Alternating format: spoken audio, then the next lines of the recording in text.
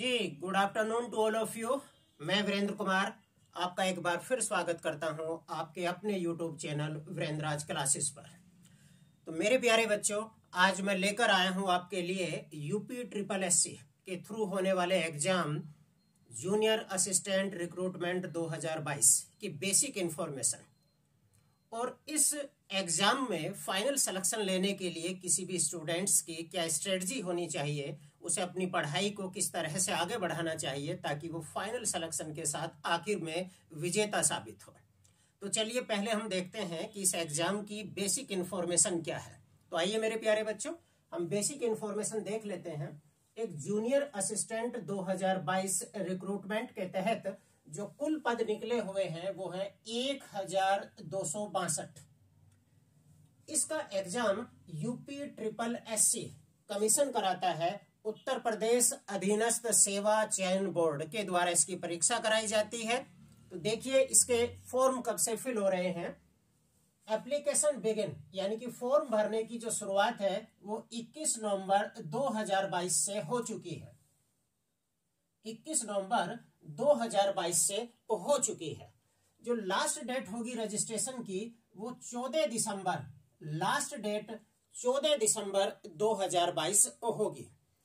इसके बाद जब हम फी पे करेंगे तो सभी कैटेगरी के लिए मेरे प्यारे बच्चों, वो चाहे जनरल हो, चाहे ओबीसी हो, चाहे ईडब्ल्यूएस हो, चाहे एससी हो, चाहे एसटी हो, या किसी भी कैटेगरी की फीमेल कैंडिडेट्स हो, सभी के लिए रजिस्ट्रेशन की फीस होगी 25 रुपीज। 25 रुपीज यानी कि फीस पेश करने के बाद, जमा करने के बाद इसमें करेक्शन की लास्ट डेट दी हुई है। यानी कि अगर आपकी कुछ चीजों में माइनर मिस्टेक हो जाती हैं तो हम इसमें करेक्शन कर सकते हैं। और करेक्शन की जो लास्ट डेट रखी गई है वो रखी गई है 21 दिसंबर 2022। 21 दिसंबर 2022। अगर आप इस एग्जाम में देखें तो मिनिमम एज यानी कि न्यूनतम आयु आपकी 18 वर्ष कंप्लीट होनी चाहिए और आप किसी भी अवस्था में मैक्सिमम एज जो है 40 वर्ष से कम होने चाहिए, यानी कि आपकी एज 40 वर्ष से अधिक नहीं होनी चाहिए। लेकिन इसमें भी बहुत सारी जो है चीजों में एज रिलैक्सेशन मिलता है। जैसे अगर मैं बात करूं तो एससी, एसटी और ओबीसी के लिए जो एज रिलैक्सेशन दिया गया है वो 5 इयर्स यानी कि 5 वर्ष दिया गया है, जैसा कि यूपी के अन्य एग्जाम में भी एज में छूट दी जाती है। तो ये आपकी बेसिक इंफॉर्मेशन हुई। एप्लीकेशन कब बिगिन होंगे, लास्ट डेट क्या है, फी कितनी पे करेंगे हम, अगर हमसे कोई गलती हो गई है तो उसमें फॉर्म में सुधार करने की अंतिम तिथि क्या है 21 दिसंबर, और मिनिमम एज क्या है, मैक्सिमम एज क्या है। अब देखते हैं कि इस एग्जाम में मिनिमम क्वालिफिकेशन क्या रखी गई है, यानी कि इस फॉर्म को अप्लाई करने के लिए किन किन चीजों का होना अनिवार्य है। तो पहली क्वालिफिकेशन जो रखी गई है वो आपको 12th क्लास पास होना चाहिए। 12th क्लास पास होना चाहिए। दूसरा, आपके पास ट्रिपल सी का एक डिप्लोमा होना चाहिए या इसके समकक्ष कुछ होना चाहिए। तीसरा, आप देखते हैं आप पैट क्वालिफाई होना चाहिए। अब पैट क्वालिफाई का मतलब आपको पता है कि यूपी ट्रिपल एससी की सभी एग्जाम्स में शामिल होने के लिए आपको जो है एक प्रीलिमिनरी एलिजिबिलिटी टेस्ट यानी कि प्रारंभिक अर्हता परीक्षा पास होनी चाहिए। पीईटी पैट ये पहली बार जो है 2021 में आयोजित हुआ, और 2021 में आयोजित होने के बाद अगर मैं बात करूं तो आप ये कह सकते हो कि 28 अक्टूबर 2021 में उसका रिजल्ट आया।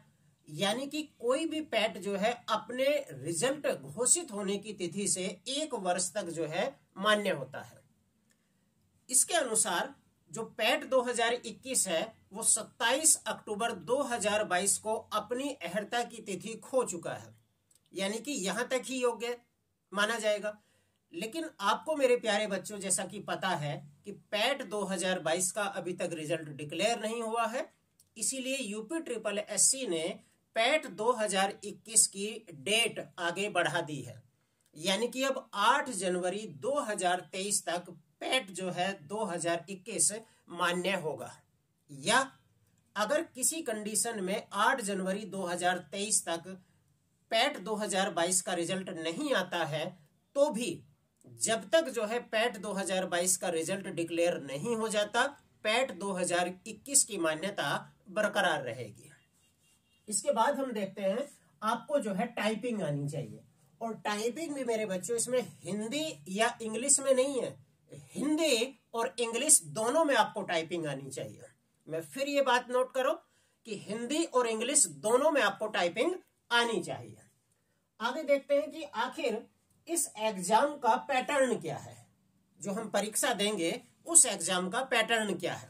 तो आप यहां देख रहे हो एग्जाम में शामिल होने वाले बच्चों का, जितने भी शामिल होंगे उनमें से केवल वैकेंसी का 15 गुना बच्चा ही लिया जाएगा। इसका मतलब लगभग 1200 वैकेंसी और 15 गुना में करूं तो लगभग 1,80,000 के आसपास ही बच्चा लिया जाएगा।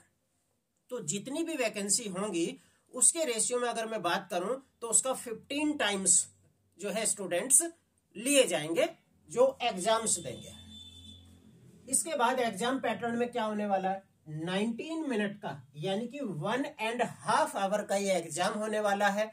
इस एग्जाम में हिंदी यानी कि सामान्य हिंदी के 60 क्वेश्चन होंगे और 60 क्वेश्चन में 30 मार्क्स के होंगे। इसका मतलब ये हुआ कि एक क्वेश्चन आधे नंबर का, यानी कि जितने क्वेश्चनों की संख्या होगी मार्क्स की संख्या उससे आधी होगी।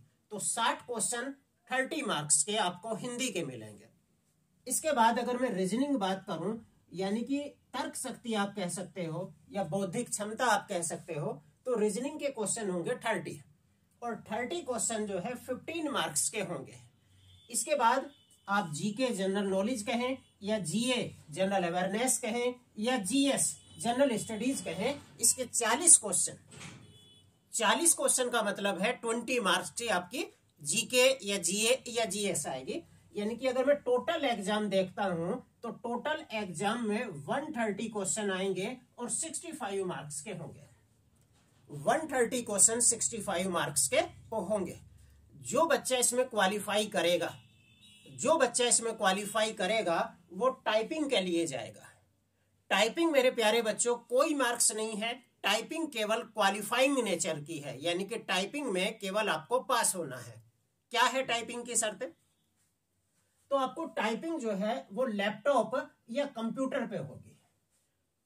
आपकी टाइपिंग किस फॉन्ट पे होगी ये आपको जो है यूपीएससी की साइट पे जो है डिक्लेयर कर दिया जाएगा, या नोटिफिकेशन में हो सकता है कर भी रखी हो। वो मंगल फॉन्ट पे मांग रहे हैं या कृति देव फॉन्ट पे आकर मांग रहे हैं या किसी और फॉन्ट पे मांग रहे हैं, उसकी इंफॉर्मेशन आपको दी जाएगी। अगर हिंदी की टाइपिंग जो होगी उसमें आपको 25 शब्द 1 मिनट में टाइप करने होंगे। हिंदी की टाइपिंग में 25 शब्द 1 मिनट में आपको टाइप करने होंगे। और इंग्लिश की मैं बात करूं तो इंग्लिश में 30 वर्ड यानी कि 30 शब्द 1 मिनट में आपको टाइप करने होंगे। मैं फिर यहां से आपसे बोलता हूं, आप ध्यान दीजिएगा कि टाइपिंग हिंदी और इंग्लिश की नहीं होगी, हिंदी टाइपिंग और इंग्लिश दोनों की होगी। दोनों में आपको क्वालिफाइंग करना है। जब आप एग्जाम पास कर गए, आप जो है टाइपिंग क्वालिफाइंग कर गए, उसके बाद का प्रोसेस क्या है उसकी तरफ हम आगे बढ़ते हैं। देखिए, अब आपने देखा कि आपका एग्जाम हो चुका है 65 मार्क्स का, 130 क्वेश्चन और 19 मिनट में आपने किया। आप टाइपिंग क्वालिफाइंग कर चुके हैं। टाइपिंग क्वालिफाइंग करने के बाद आप देखिए आपकी एजुकेशन कुछ अहर्ता है, यानी कि शैक्षिक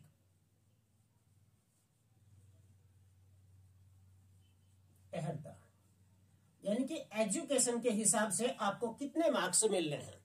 अगर एजुकेशन की बात करें, अगर आप 12th पास हैं, अगर आप 12th पास रहे तो आप देखेंगे कि यदि आपके मार्क्स जो है 60% या उससे अबव है, ऊपर है, अगर आपके मार्क्स 60% या उससे अबव है तो आपको 20 मार्क्स मिलेंगे। कितने नंबर मिलेंगे? 20 मार्क्स मिलेंगे। अगर आपके 12th में मार्क्स जो है 45% या इससे ऊपर, अब या इससे ऊपर का मतलब 65% नहीं, 60 नहीं।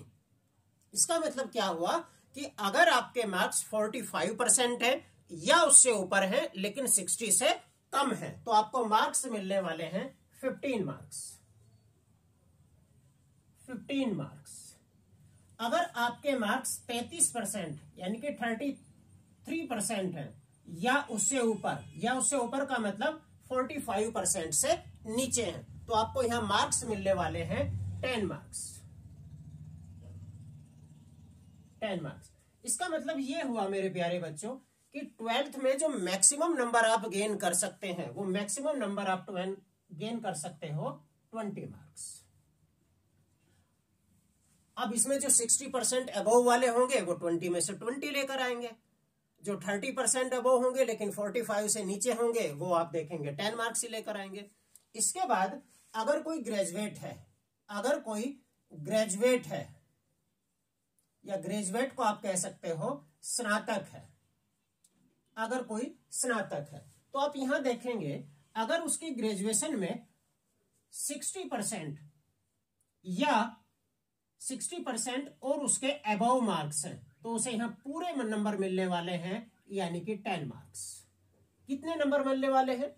अगर कोई ग्रेजुएट है और उसके 60% या अबव मार्क्स हैं तो उसे फुल के फुल नंबर यानी कि 10 मार्क्स मिलने वाले हैं। इसका मतलब ग्रेजुएशन की जो एजुकेशन है उसके लिए जो आपके मैक्सिमम मार्क्स हैं वो 10 है। इसके नीचे फिर उसी तरह से अगर आपके 45% मार्क्स हैं या उसके अबव हैं तो आपको मार्क्स मिलने जा रहे हैं 8 मार्क्स। अगर यहां मैं बात करूं आप जो है 33% या उसके अबव है तो आपको मार्क्स मिलने जा रहे हैं 5 मार्क्स। अगर मैं बात करूं कि ग्रेजुएशन से जो आपको मैक्सिमम मार्क्स मिलने जा रहे हैं वो होंगे 10 मार्क्स। तो एजुकेशन के अकॉर्डिंग आपको कितने मार्क्स मिलने जा रहे हैं, मैं उम्मीद कर रहा हूं मेरे प्यारे बच्चों कि आप इस बात को समझ गए होंगे। यानी कि मैं कह सकता हूं कि टोटल एजुकेशन के जो मार्क्स रखे गए हैं वो 30 मार्क्स रखे गए हैं। चलिए इतना समझ गए, चलिए आगे चलते हैं।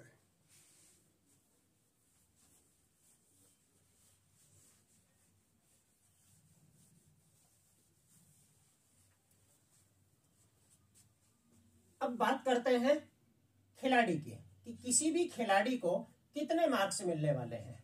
यानी कि अगर कोई खिलाड़ी है, अगर कोई प्लेयर है तो उसे कितने मार्क्स मिलने वाले हैं, हम उसकी बात करते हैं। अगर कोई खिलाड़ी जो है इंटरनेशनल लेवल का है, किस लेवल का है? इंटरनेशनल लेवल का है, यानी कि अंतर्राष्ट्रीय स्तर का उसके पास कोई सर्टिफिकेट है तो उसे मार्क्स मिलने जा रहे हैं 5।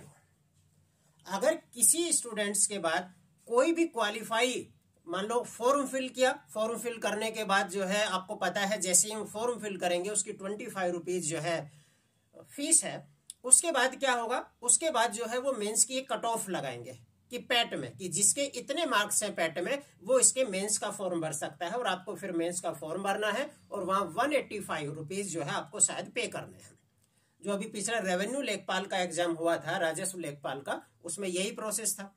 पहले जो बच्चे जो है पैट में अपीयर हुए थे उनसे जो योग्य हैं, जो मिनिमम योग्यता धारण कर रहे हैं, उनसे एक फॉर्म फिल करवाया जिसकी फीस 25 रुपीज है।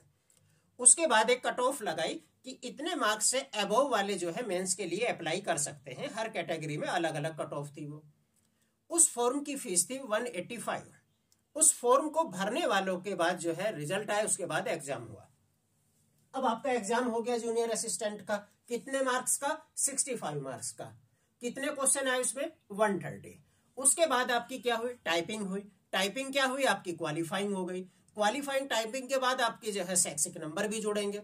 शैक्षिक नंबर की आप बात करूं तो 12th के मैक्सिमम जो मार्क्स हैं वो 20 हो गए, और ग्रेजुएशन के जो मैक्सिमम मार्क्स हैं वो 10 हो गए। यानी कि टोटल ग्रेजुएशन के और टोटल ग्रेजुएशन और 12th के जो आपके टोटल मार्क्स हुए एजुकेशन के आधार पर वो आपको 30 मिलते हैं।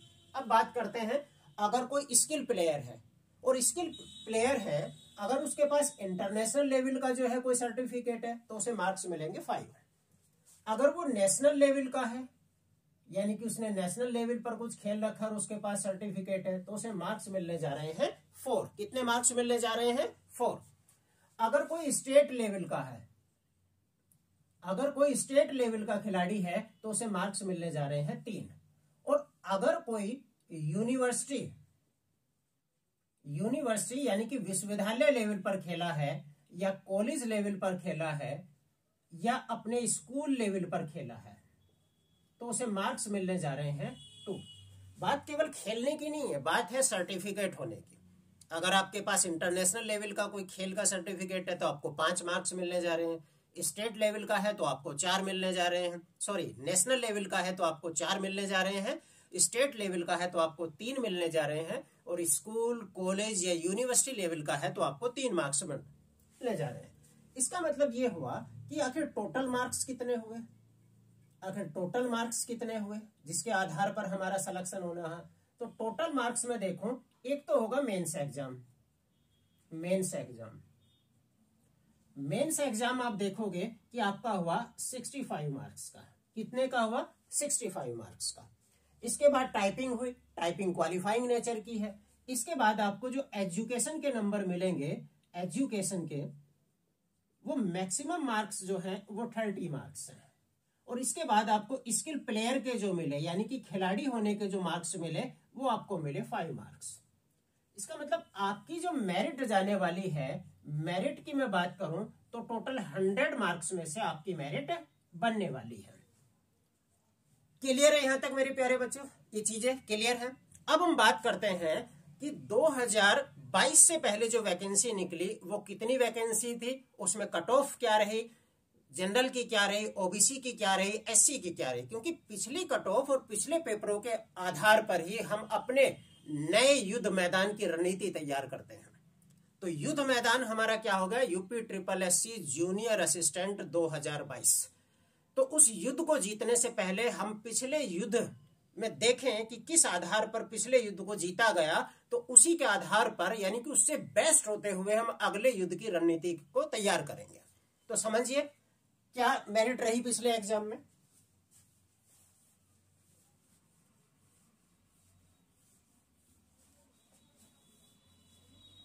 तो यह बात करें तो जो जूनियर असिस्टेंट है जे, ये 2019 में वैकेंसी आई। कब आई? जूनियर असिस्टेंट की 2019 में वैकेंसी आई। और इनकी संख्या क्या थी? इनकी संख्या थी, टोटल पद थे 1186। कितने पद थे? 1186 पद थे। आपको अगर मैं बात करूं, उसमें मोटा मोटी सी बात कर लूं तो शायद जून 2019 में फॉर्म भरे गए, जून 2019 में फॉर्म भरने शुरू हुए, और वही अपने 1 महीने के आसपास जुलाई 2019 तक ये फॉर्म फिल हुए। जुलाई 2019 तक ये फॉर्म फिल हुए। इसके बाद जो मुझे याद आ रहा है, शायद जो है 4 जनवरी 2021 है, शायद 4 जनवरी 2021 नहीं 20 है, 4 जनवरी 2020 को आपका एग्जाम हो गया। और उसके बाद आपके सारे प्रोसेस हुए। कुल मिलाकर 3 अक्टूबर 2022 को आपका फाइनल रिजल्ट आ गया। तो यूपी ट्रिपल एससी के थ्रू जो लास्ट परीक्षा हुई 2019 के तहत जो 1186 पद निकले, उसका लास्ट जो फाइनल जो रिजल्ट आया है वो आया है 3 अक्टूबर 2022 को। 1186 पद, और वर्तमान में जो है इससे ज्यादा पद है। लगभग आप देखेंगे तो अब की बार जो पद है वो 1262 है। 1262 और वहां 1186, तो लगभग आप मान सकते हो 80 या 76 के आसपास जो है ज्यादा पद है, 76 के पास। अब हम देखते हैं कि 100 मार्क्स में से जो हमारी मेरिट रही, यानी कि फाइनल जो कट ऑफ रही, वो कितनी रही, फाइनल कट ऑफ कितनी रही। इसी के आधार पर हम अपने हथियार तय करेंगे। इस UP triple SC junior assistant 2022 को जीतने के लिए हमारे क्या हथियार हों, वो तय करेंगे 2019 की कट ऑफ। तो यहां मेरे प्यारे बच्चों अगर हम बात करें कि यूआर का मतलब होता है जनरल, यानी कि अनरिजर्व। तो अनरिजर्व की लगभग जो है 75.89, लगभग इतनी रही थी, हो सकता है पॉइंट में कहीं मिस्टेक हो, लेकिन 75.89 इसकी जो है रही। अगर मैं ओबीसी की कट ऑफ करूं तो ओबीसी की कट ऑफ आप देखोगे लगभग 74.41 रहे। यानी कि 100 में से जिसने 76%, यानी कि 76 मार्क्स मान लीजिए आप, इन्हें 76 मार्क्स जिसके आए वो फाइनल सिलेक्शन ले गया। अब मेरे प्यारे बच्चों यहां बात करो, अगर किसी जनरल कैंडिडेट के मान लो कुशल खिलाड़ी, तो जाहिर सी बात है इंटरनेशनल लेवल का जो सर्टिफिकेट है, नेशनल लेवल का सर्टिफिकेट है, वो उतने बच्चों पर नहीं होता। लेकिन अगर किसी ने एजुकेशन के 30 नंबर ले लिए हों, अगर किसी ने एजुकेशन के 30 नंबर ले लिए हों और उसके पास, मैं मानकर चल रहा हूं कि स्किल प्लेयर का कोई सर्टिफिकेट नहीं है, तो इसका मतलब, और ये मैं 76 मानता हूं, 76 का मतलब 46, यानी कि उसे 65 मार्क्स में से 46 का स्कोर करना होगा। दूसरी बात आप समझिए, ये फॉर्म 2019 में जब भरे गए तो पैट का कोई सिस्टम नहीं था, लेकिन इस बार जो है पैट का सिस्टम है। तो पैट का सिस्टम है, तो अगर मैं इस बार देखूं तो लगभग आप मानते हो कि 1200 वैकेंसी है, और 1200 वैकेंसी का अगर मैं 15 गुना की बात करूं तो 0 0 15 दूनी 30 और 15 गुम 15 और 1 18। ओ सॉरी, वहां मैं गलत बोल गया था, 1,80,000, यानी कि 18,000 बच्चे जो है एग्जाम में क्वालिफाई किए जाएंगे। इसका मतलब ये है कि 46 का स्कोर या 65 में से अगर आप जो है जनरल है तो 45 से 50 के बीच का जो स्कोर होगा वो बिल्कुल सेफ होगा 65 में से। ठीक है। इसके अलावा अगर मैं बात करूं ईडब्ल्यूएस, तो ईडब्ल्यूएस की बात करें तो लगभग 72.73 जो है ईडब्ल्यूएस की कट ऑफ रही। आप देखिए जनरल की अगर आप देख लीजिए, इसे मान लीजिए 76, ओबीसी की मान लीजिए 74.5, यानी कि मात्र 1.5 नंबर का अंतर, कोई ज्यादा गैप नहीं रह रहा। आप देखें ओबीसी और ईडब्ल्यूएस, आप देखेंगे लगभग 2 नंबर, 2 सवा 2 नंबर का डिफरेंस है, यानी कि ओबीसी वाले बच्चे अब ये ज्यादा खुश ना हो कि हमारी मेरिट जो है बहुत ज्यादा डाउन जाएगी या जाएगी, तो ओबीसी वाले बच्चे भी जो है अब सभी बच्चों को तैयारी करनी पड़ेगी बेहतर। अगर मैं एससी की बात करूं तो एससी की मेरिट रही लगभग 70.49 पर, 70.49 पर लास्ट जो है एससी की कट ऑफ रही। और एसटी की अगर मैं बात करूं तो एसटी की लगभग 62.56, लगभग 62.56। अब हमने समझ लिया है कि 2019 में क्या स्ट्रेटजी के आधार पर, 2019 के रिजल्ट के आधार पर हमारी 2022 की एग्जाम स्ट्रेटजी क्या होगी। तो अब इन्हीं के आधार पर जो है हम डिस्कस करते हैं अपनी 2022 की एग्जाम स्ट्रेटजी कि क्या हो हमारा तरीका कि फाइनल में हम सिलेक्शन लेने से ना चूके, 100% सिलेक्शन हो, इसके लिए हमारी क्या एग्जाम स्ट्रेटजी हो। तो आइए आगे देखते हैं। आपने देखा एग्जाम स्ट्रेटजी क्या हो 2022। जैसा कि आप जानते हैं कि पहले नंबर पर, पहले 9 नंबर आगे पीछे हो सकते हैं, ये केवल मैं बता रहा हूं, सामान्य हिंदी के जो क्वेश्चन पूछे जाएंगे वो आपको पता है। और दूसरे नंबर पर आप कह सकते हो कि आपसे रीजनिंग के क्वेश्चन पूछे जाएंगे, रीजनिंग। आप बात करें तीसरे नंबर पर कि जीके या जीए या जीएस के क्वेश्चन पूछे जाएंगे। यहां से आपके क्वेश्चन होंगे 60 क्वेश्चन, कितने मार्क्स के, 30 मार्क्स के। यहां से आपसे क्वेश्चन होंगे 30 क्वेश्चन, कितने मार्क्स के, तो आपके होंगे 15 मार्क्स के। यहां से आपसे क्वेश्चन होंगे 40 क्वेश्चन, कितने मार्क्स के होंगे, 20 मार्क्स, यानी कि जितने क्वेश्चन उससे आधे मार्क्स। अब जो एजुकेशन वाले हैं 30 नंबर, अब किसी के 30 बन रहे हैं, किसी के 20 बन रहे हैं, किसी के कुछ बन रहे हैं, तो उसमें तो आप कुछ कर नहीं सकते, उन्हें घटा बढ़ा तो आप सकते नहीं। तो घटा बढ़ा कहां सकते हैं, यहां जितना भी आप ज्यादा एफर्ट करेंगे ये नंबर उतने ही ज्यादा होंगे, कम करेंगे तो कम जाएंगे। तो सारी ताकत लगा देनी है यहाँ। टाइपिंग भी क्वालिफाइंग नेचर की है, टाइपिंग के भी नंबर आप आगे पीछे नहीं कर सकते। जो स्किल प्लेयर का सर्टिफिकेट है वो भी ऐसे नहीं है कि बनवा लिया जाएगा ये, या हो गया या आ जाएगा, वो जिसके पास है, जो स्किल प्लेयर है वो उसके पास है। तो बात करें जो सारी स्ट्रेटजी होगी वो इन एग्जाम को लेकर होगी। अब मैं बात करता हूं कि क्या क्या होना चाहिए रीजनिंग की, या सबसे पहले मैं हिंदी की बात करूं। हिंदी की हम बात करते हैं तो हिंदी की बात हम करें कि हिंदी कहां से पढ़ें। तो जो बच्चे जहां से भी पढ़ रहे हो हिंदी की, कोई आदित्य पब्लिकेशन पढ़ रहा होगा, कोई लूसेंट पढ़ रहा होगा, कोई किसी भी अलग अलग जो है यूट्यूब संस्थानों की या कोचिंग संस्थानों की बुक पढ़ रहे होंगे, जहां से भी आप तैयार कर रहे हो, मैं ये मानकर चलता हूं अगर ये आपको एग्जाम आसानी से क्लियर करना है, ज्यादा ना पढ़ते हुए, मैं इस वीडियो में ऑन द रिकॉर्ड ये बात कह रहा हूं कि ज्यादा ना पढ़ते हुए अगर आपको बहुत कम समय में उन्हीं चीजों को बार बार पढ़कर तैयारी करनी है तो ध्यान दीजिए कि हर सब्जेक्ट में कौन सी किताब की मैं बात कर रहा हूं। सबसे पहले नंबर 1 आपको क्या पढ़ना है, बुक नंबर 1। बुक नंबर 1 आपको यूथ पब्लिकेशन की एक जूनियर असिस्टेंट के नाम से ही प्रीवियस क्वेश्चन पेपर की बुक आपके पास होनी चाहिए। यूथ कंपटीशन की, मैं ये नहीं कहता कि आपके पास यूथ कंपटीशन की होनी चाहिए, आप जिस भी पब्लिकेशंस की लें, आप अरिहंत की लें, आप विद्या की लें, आप किसी भी पब्लिकेशंस की लें, आप घटना चक्र की लें, आप यूथ की लें, कुल मिलाकर प्रीवियस क्वेश्चन की आपके पास ऐसी बुकलेट होनी चाहिए जिसमें सॉल्यूशन के साथ साथ उसकी एक्सप्लेनेशन भी हो, डिटेल एक्सप्लेनेशन भी हो।